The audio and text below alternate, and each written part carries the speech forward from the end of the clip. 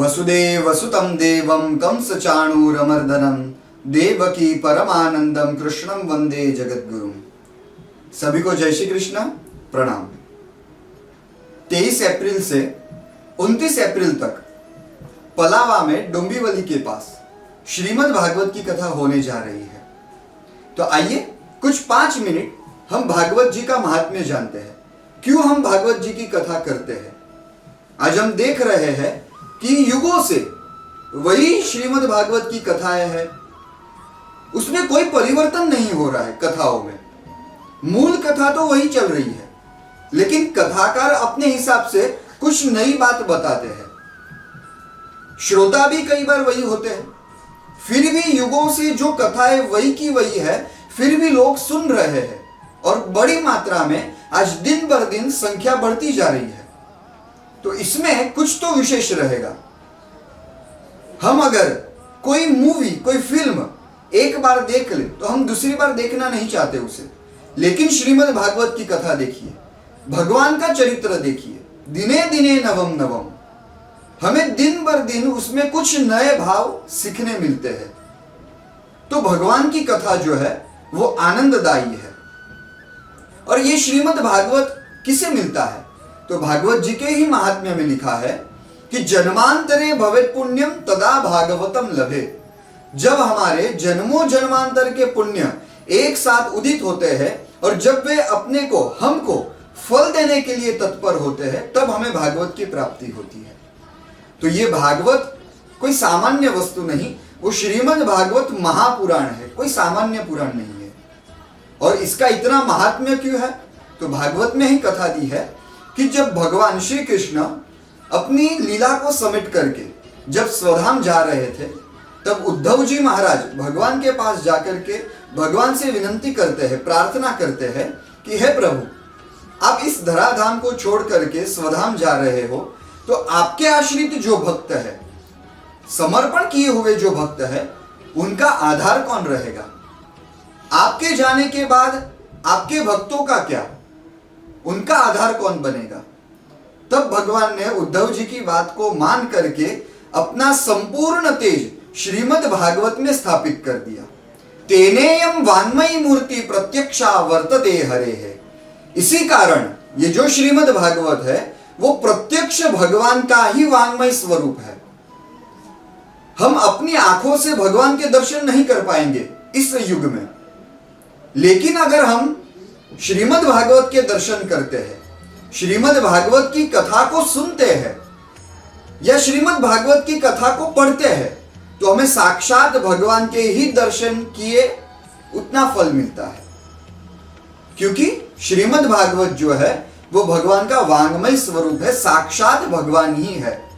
तो यदि हम भगवान की ये जो चरित्र की कथा है, श्रीमद्द भागवत कथा है, ये हम सुन ले तो हमें तो मोक्ष मिलता ही है, लेकिन हमारे माध्यम से हमारे जो पितृ है, हमारे जो पूर्वज है, उनका भी मोक्ष हो जाता है। श्रीमद् भागवत में ही कथा आती है कि धुंधुकारी नाम का एक पापी जीव था, जो प्रेत बन करके भटक रहा था, अनेक पाप किए थे, उसे मोक्ष नहीं मिल रहा था। भागवत की कथा सुन करके वो मुक्ति को प्राप्त हुआ। तो चाहे हमारे कितने भी पाप हो, हमारे पूर्वजों ने कितने भी पाप किए हो, वो कौन सी भी योनि में हो, लेकिन उन्हें मुक्ति मिलती है, वे मोक्ष को प्राप्त करते हैं, वे भगवान के धाम को प्राप्त कर लेते हैं। इसीलिए भागवत में ही कहा गया है, सदा सेव्या श्रीमद् भागवती कथा। इसलिए मनुष्यों को श्रीमद् भागवत की कथा का सेवन हमेशा करना चाहिए। श्रीमद् भागवत कथा का श्रवण करने के लिए, मनन करने के लिए, चिंतन करने के लिए या पठन करने के लिए कोई विशेष मुहूर्त की जरूरत नहीं होती, वो तो सदा सेव्या है। और यदि कोई व्यक्ति अपने जीवन में, भागवत में ही लिखा है, मैं भागवत से ही श्लोक पढ़ के आपको बताता हूं कि यदि कोई मनुष्य अपने जीवन में श्लोकार्धम श्लोकपादम वा पठेत भागवतम च यः नित्यम पुण्यम अवाप्नोति राजसूयाश्वमेधयोः। यदि कोई व्यक्ति को संपूर्ण भागवत सुनने का समय ना हो, तो वो अपने जीवन में श्रीमद् भागवत के एक श्लोक का पाठ करे। अगर एक श्लोक के पाठ करने जितना भी समय नहीं है तो आधे श्लोक का पाठ करें।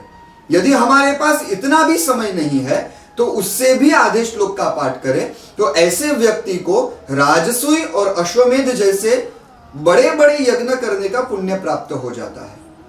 यत् फलम नास्ति तपसा न योगेन न समाधिना, जो फल अनेक वर्षों तक तपस्या करने से नहीं प्राप्त होता, जो फल समाधि लगाने से प्राप्त नहीं होता, वो फल श्रीमद् भागवत के सप्ताह यज्ञ से हमें सहज ही प्राप्त हो जाता है। तो आइए ऐसे दिव्य श्रीमद् भागवत महापुराण का हम सभी लाभ लें और जितना हो सके उतना श्रीमद् भागवत कथा की पोथिया यानी कि पाठ करने के लिए हम तत्पर रहे, क्योंकि श्रीमद् भागवत हमारे पितरों को मुक्ति दाने न गर्जती, वे मुक्ति दान के लिए गर्जना करती है। तो श्रीमद् भागवत के जो 23 अप्रैल से 29 अप्रैल तक जो श्रीमद् भागवत कथा का आयोजन हुआ है, इस कथा के मुख्य वक्ता शास्त्री श्री मधुर भाई मेहता एवं मुख्य आचार्य शास्त्री श्री ब्रिजेश भाई जगदीश भाई भोगायता एवं इस कथा के मुख्य यजमान श्री चिंतन भाई प्रेमचंद भाई छेड़ा एवं गर्वी गुजरात फाउंडेशन डोंबिवली। इस कथा का स्थल एड्रेस जो है वो आपको मैं बता रहा हूं, आप नोट कर लीजिए ताकि हमें जब कभी भी इस कथा स्थल पे आना हो हमें सहायता हो। Cricket ground HP petrol pump के पीछे गेट नंबर 3 के सामने तलोजा बाईपास रोड फेज 2 खोनी पलावा डोंबिवली ईस्ट। तो आप सभी को सादर निमंत्रण है, आप सभी अपने परिवार के साथ श्रीमद् भागवत की कथा का ज्यादा से ज्यादा हो सके उतना लाभ ले। सभी को जय श्री कृष्ण।